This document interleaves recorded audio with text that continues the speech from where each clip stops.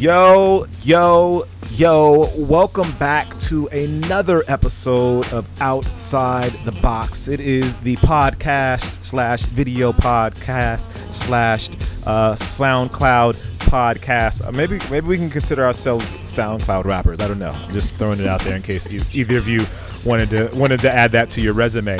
Welcome back to the show, everyone. Thank you again for all of the support, guys. We really appreciate it. Your comments and everything have been absolutely amazing. Actually, a few of you guys tweeted and sent some DMs about things that we're going to actually implement into this show to make this show better and better for you guys, because we appreciate you listening and we appreciate you watching. Anyway, I am Jacques Slade. You can find me on the internets at Cousteau, but this show would not run without two of the coolest people that I know on the internets.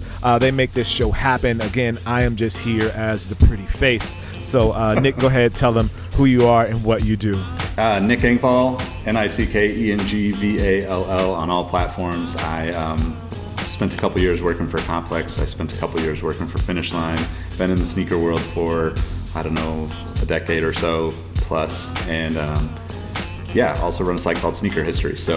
But most importantly, Tiffany Beers. Let them know how they can find you. Tell them who you are, because we all know that you're the main reason we're all here talking today. Tiffany Beers. You can find me on Instagram and YouTube. I spent 13 years at Nike innovating products. I spent 2 years at Rubbermaid innovating products. And yeah, I've kind of been in love with sport my whole entire life.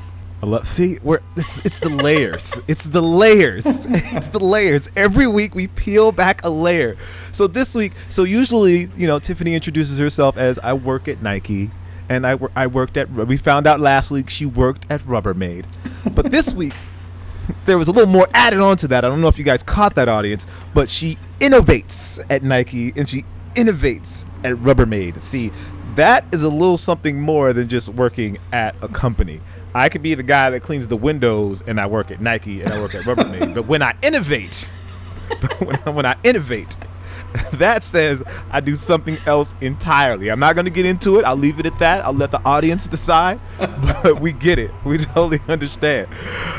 So welcome, guys. Thanks for joining again on the podcast. So today, and really this week, the main bit of news in the sneaker world comes from basketball, and it's not from where I think any of us expected the news to come from. So the folks over at Puma have dropped a bit of a bombshell this week. It wasn't exactly a secret, but their entrance into the market is, or I guess I should say back into the market, is strong. They've announced that there is now a Puma basketball division, or Puma basketball team, and they have a few people joining in on that team, some really big stars. So I'm just going to toss the question out to Nick. What do you think about Puma even stepping into the basketball arena at all? I mean, I think it's exciting. I think that, there's kind of a perception in that basketball shoes are dead. But I think that, like the glass can be half empty or half full. And with with Puma stepping into it with a fresh take on what basketball shoes could be, especially with, they announcing that Jay-Z is going to be, kind of running the show, and their history with like Walt Frazier and the Clyde and like the suedes that are like, obviously lifestyle shoes, but the most important shoes in their, probably in their history as a company, at least here in the United States. I think that taking the players, they've got DeAndre Ayton and Marvin Bagley, right? So the two of them could be, they're both looking to do things differently than what is kind of the norm. And I would say that the norm for basketball shoes for a college athlete is to, of course, everybody wants a signature shoe, but you kind of got to prove yourself to a very high level to get that. You could take a chance with a company like Puma, or even like the Chinese brands that are, quick to sign older athletes, and potentially make like huge waves and very focused based on your own personality. So I think that those kind of things are a huge opportunity to take a piece of that pie, because I think between Nike and Jordan, that's probably what 70 to 80%, maybe even a little bit more of basketball right now. So, but there's the crossover element. Bringing Jay-Z into the mix is really the power move, in my opinion. And I think that this has been a long time coming for Puma. They've, I saw the first kind of new basketball samples 4 years ago now. So I think that those kind of things are,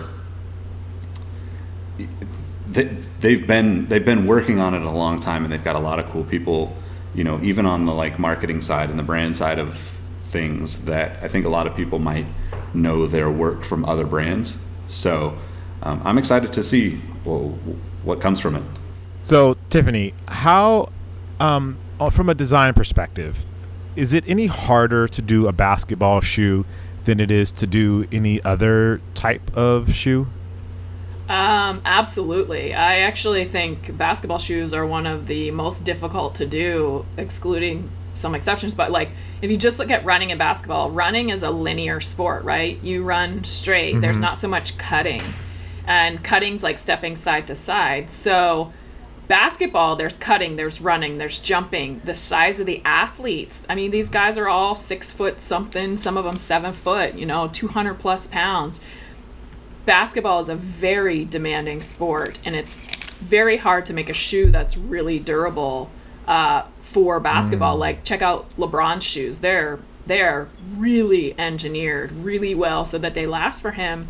And not to mention, the pro athletes, they all use their shoes, but they get new ones on a more frequent basis, right? Where most of the high school kids who are still 6 foot something, and they're still big guys, and in college, they're not getting as many shoes, so they need a pair of shoes to last a whole season. So I would say, without a doubt, basketball is much more challenging than running or training, and definitely lifestyle, right? Right. Yeah. I mean, definitely, I would see more than lifestyle, but I guess when you think of it that way, of the physical demands that fall on a basketball shoe versus the physical demands that fall on a lifestyle shoe or on a running shoe, you can see that, I guess, just engineering wise, you need to make a lot more decisions or take other things into consideration that you don't need to really take into consideration when you're doing a different type of shoe. So with Puma, stepping into this space, it's not like they're brand new to the basketball market. So I guess that's something we just need to put out there for everyone that's listening. Although it seems like you've never heard of Puma in basketball proper, you've heard of them in basketball in the lifestyle sort of sense.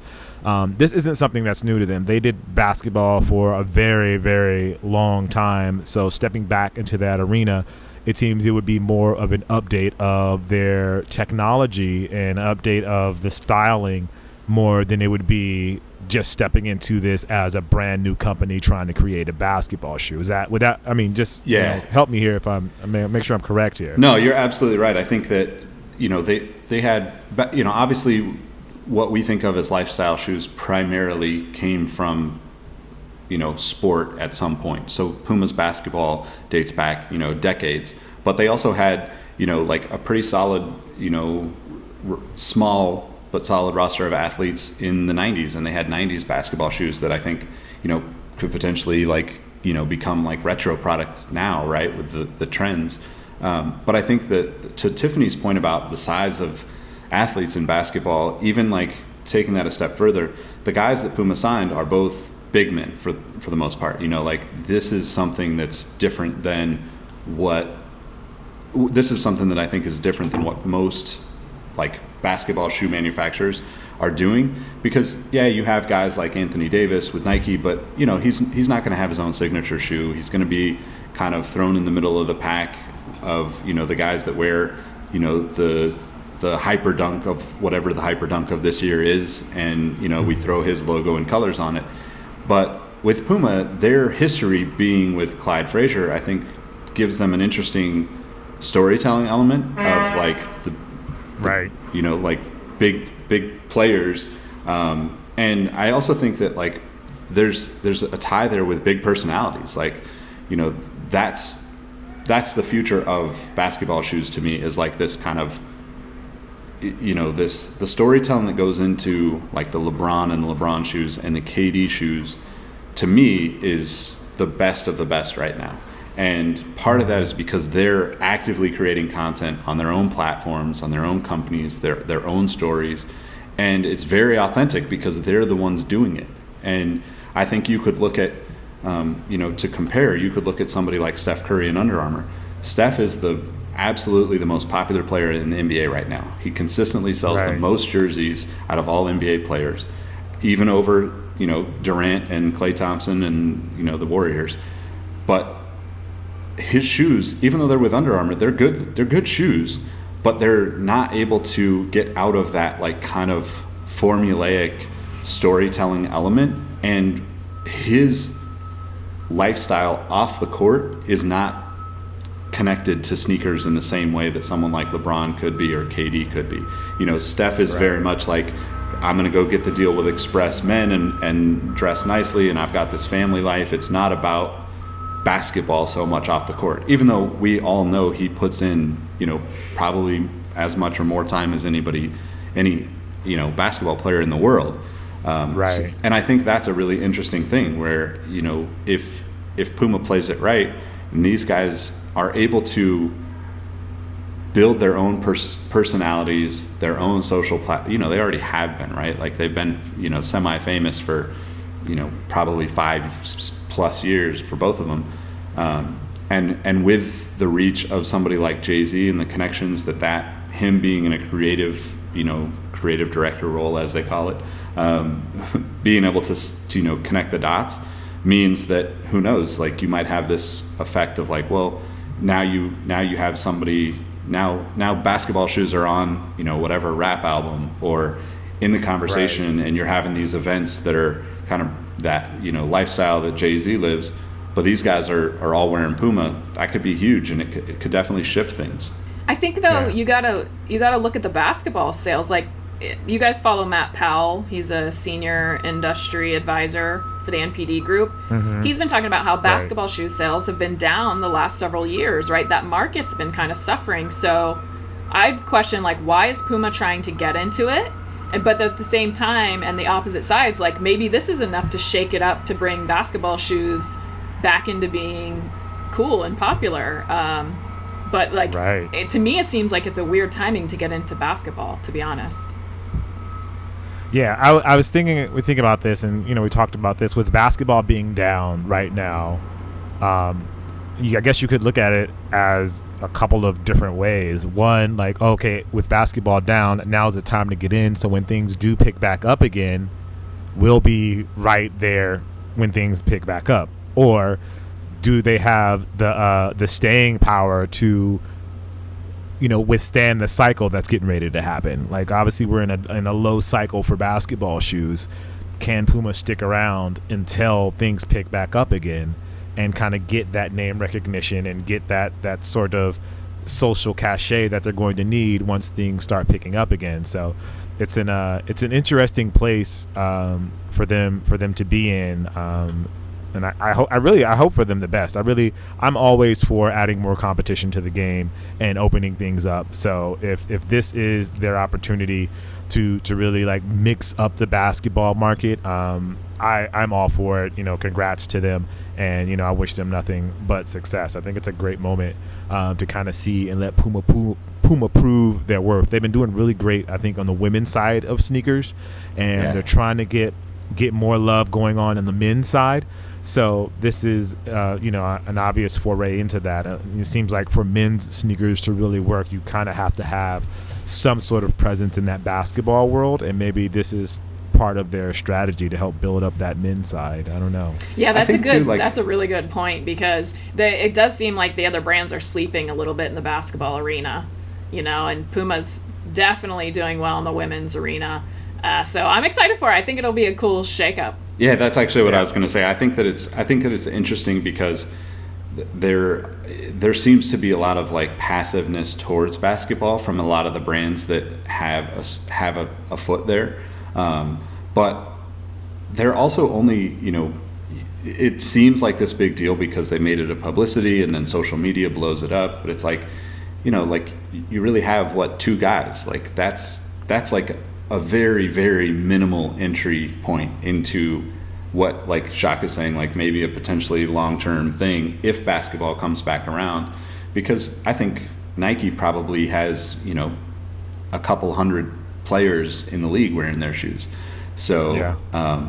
I agree. It's just good to see, the effort to kind of take a piece of the pie and like be active in it. Because I do think that it creates opportunities for all the way up and down. If they're putting money towards it, then that means that they're going to be hiring people to, on all aspects of the business, on the design side, and hopefully like that forces the other brands to kind of, step their game up and put a little more effort. And, all the trickle down of that, I think, of the competition makes it better in the long run. Yeah, and not to mention, back to the women's side, is like they already have Rihanna, and with Jay-Z, you know who comes with Jay-Z, right? I mean, she's not officially associated, but she's associated. Right. That's huge. That is really huge. Wow.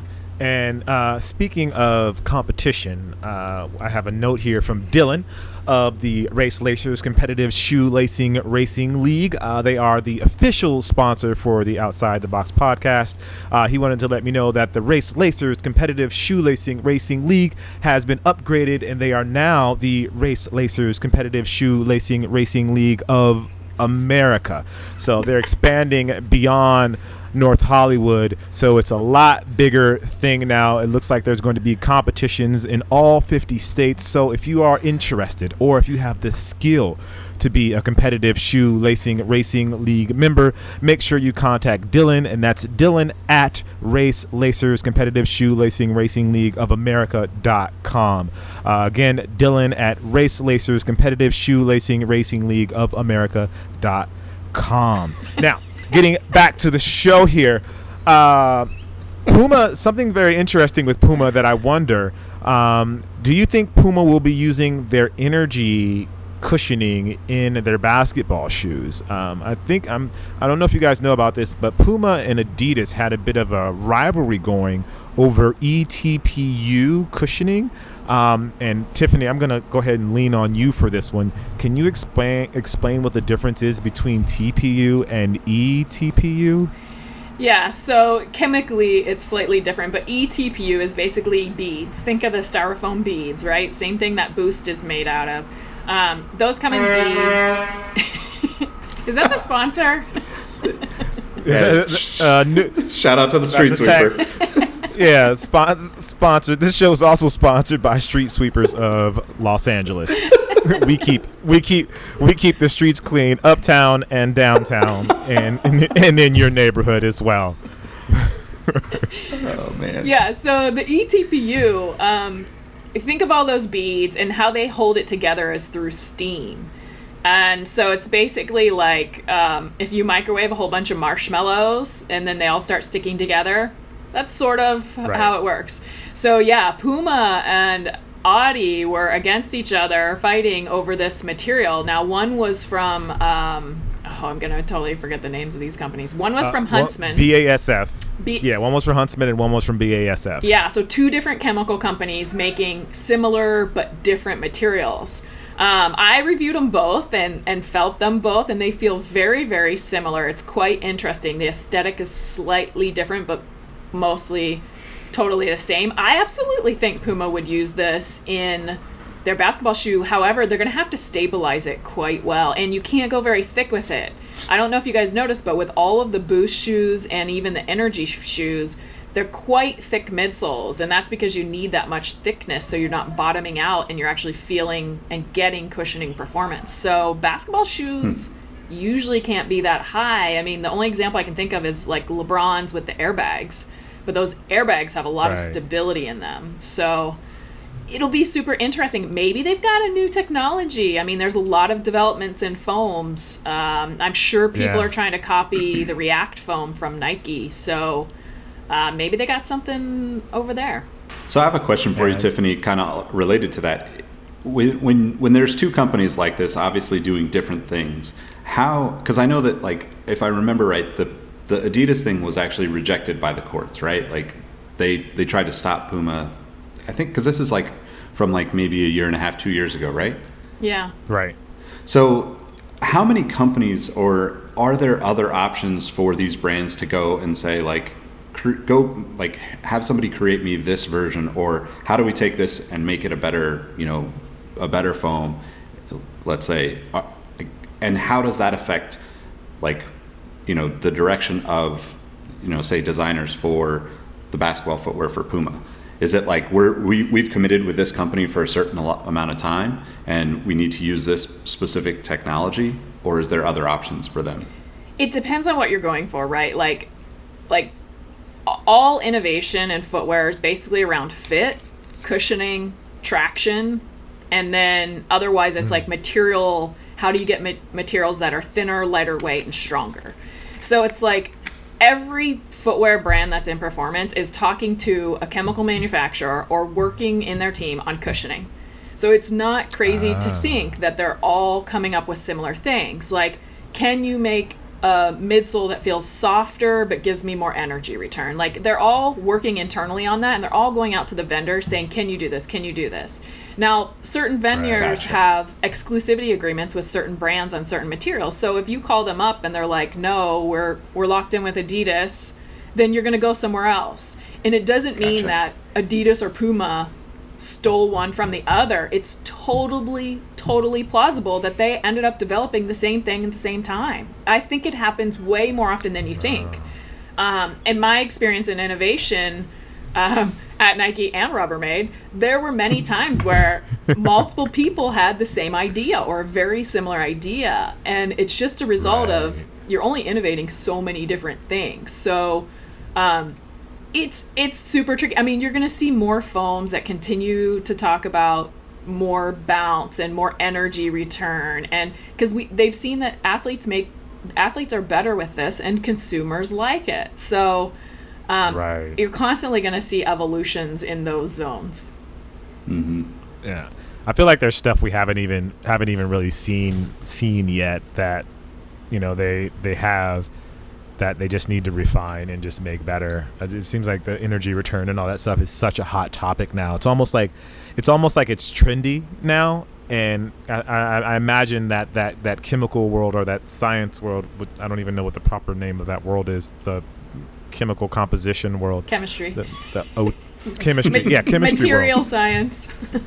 Material science. Yeah. God, make yourself look intelligent, Jacques. The material science world, that they all sort of follow trends in their own way as well. I mean, I don't think they're not excluded from peers and like, oh, this peer created a new eTPU that's 2% more responsive than another one, and like I feel like someone would take that as like, oh, that's a good lane, or that's a good category to work in. Am I being totally off base here? A little bit. I would not say it follows trends. Like, look at the automotive industry. Like, carbon fiber is used because it's lightweight and super strong. The strength to weight ratio of it is incredible. Now now that they came up with that years ago, right? Now it's like, how do we improve on that? And how do we improve on that? And you get into materials with graphene, and you get into all these now titaniums and stuff, right? It's the same thing in the cushioning with the materials. Like, those vendors like Huntsman and BASF and Dow, they're all constantly trying to make materials more efficient, using less water, more sustainable, that provide the performance benefits that the consumers or the brands are asking for. So it's not a trend thing. It's more like, oh my gosh, we just invented this new thing here. And then it's like, we're going to keep inventing down this path and trying to improve it until we get to the next one, So that's how you end up with like flubber and super flubber and so on and so forth. So it's much more physics related and much more ability related versus it is trend related. Like, no brand wants to say like, oh, well, Adidas built Boost, I'm going to make a shoe that's 1% better. That's useless. Right? You're just copying, and everyone's going to say you're copying. Where if you come up with something new, or you can't forget about geometry and design. Like, that is a huge factor in getting materials to work and create different responses and different reactions. So it's not just that material, it's also the design of it, right? That's super important, in the shape of it, in the thickness. And Right. like you said, I'm sure there are some amazing materials that we've never seen, and brands are super hesitant to show you it if it's not durable. If they don't know they can make it into a product that you can wear for a year or whatever, that you're Right. probably not going to see it. So there's probably amazing stuff that people would be blown away by, but the demand would get so high for it that they can't produce it, and then it's disappointment, and nobody likes that. Right. That makes sense. That all makes sense.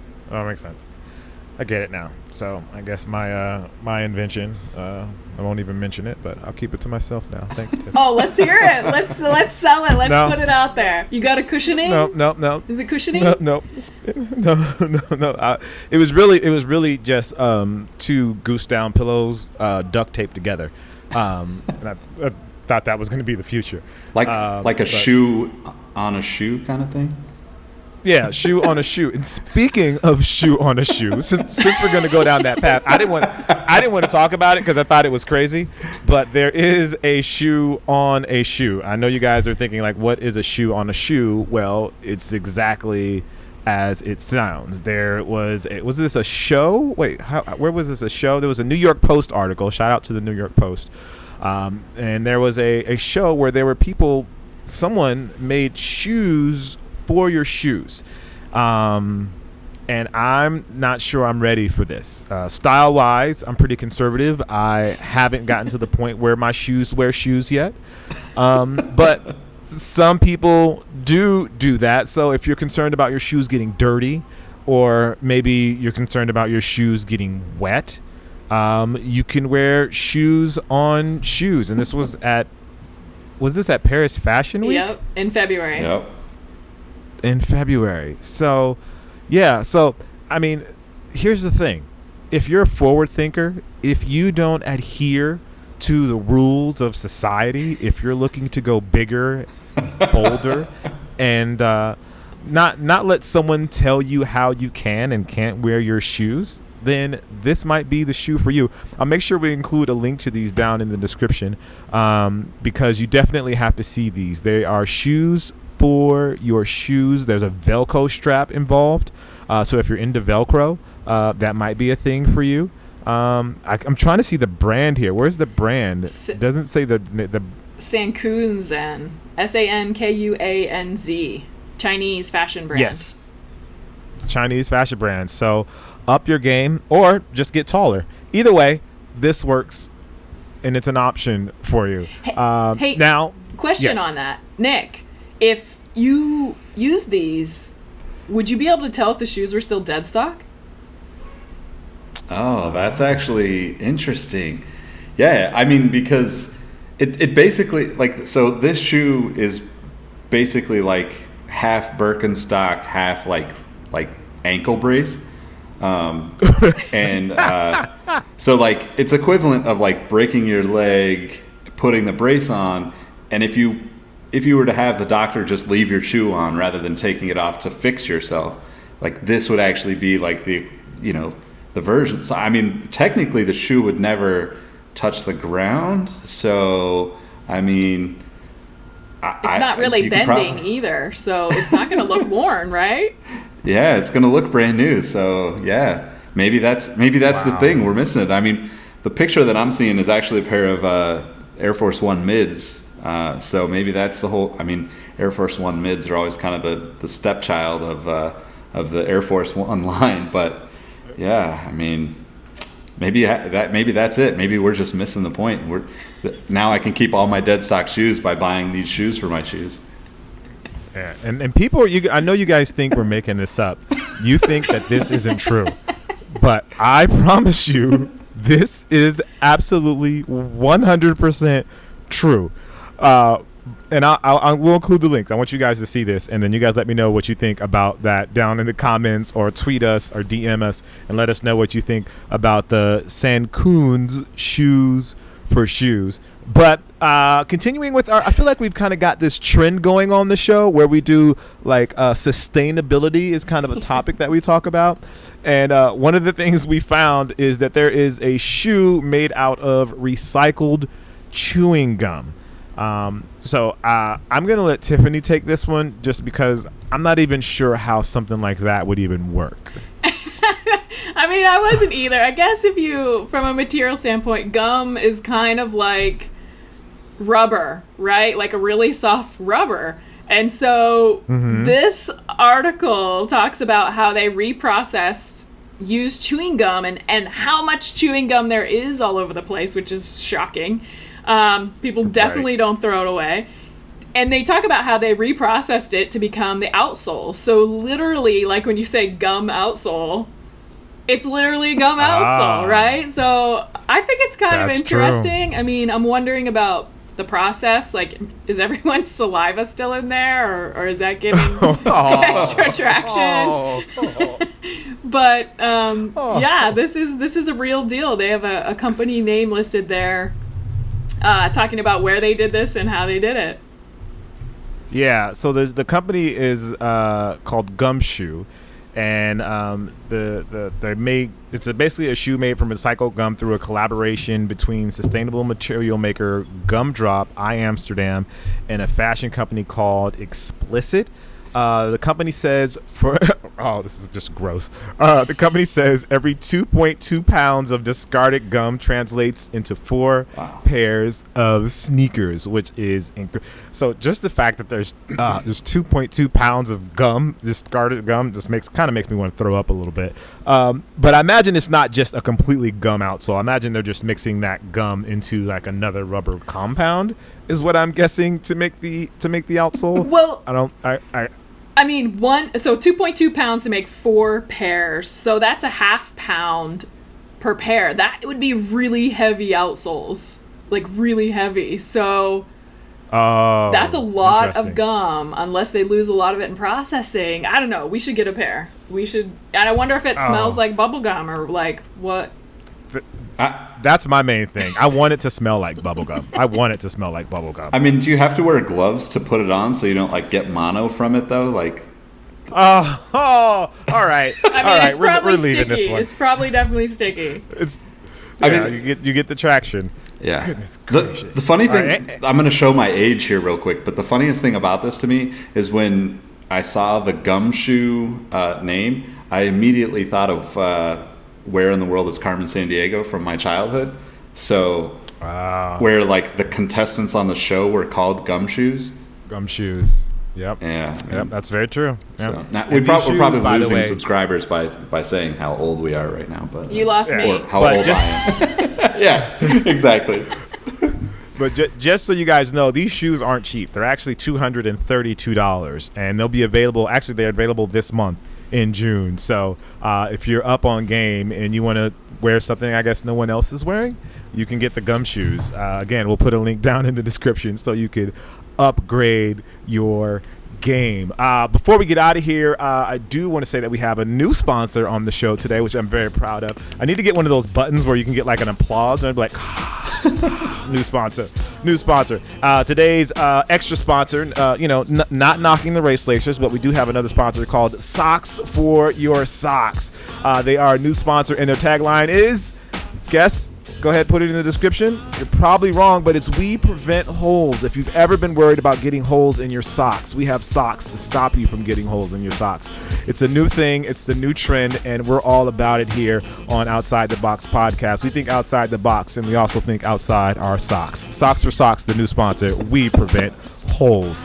As always, guys, I want to thank you for watching and listening to the Outside the Box podcast. I am Jacques Slade, a.k.a. Cousteau. You can find me all over the internet at Kustoo. We love your comments and your feedback, so make sure you leave that for us. But this show would not be what it is without the other two hosts. Nick, go ahead and tell them where to find you. Nick Engvall, NickEngvall on all platforms, and also at Sneaker History on all platforms. Tiffany, how about you?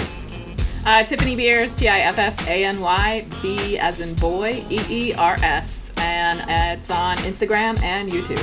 And with that, we want to say goodbye. Again, big shout out to the Race Lacers and Socks for Your Socks. We appreciate your sponsorship and the money that you give us. As always, guys, we appreciate you, and we'll see you guys and let's talk to you guys soon. Peace.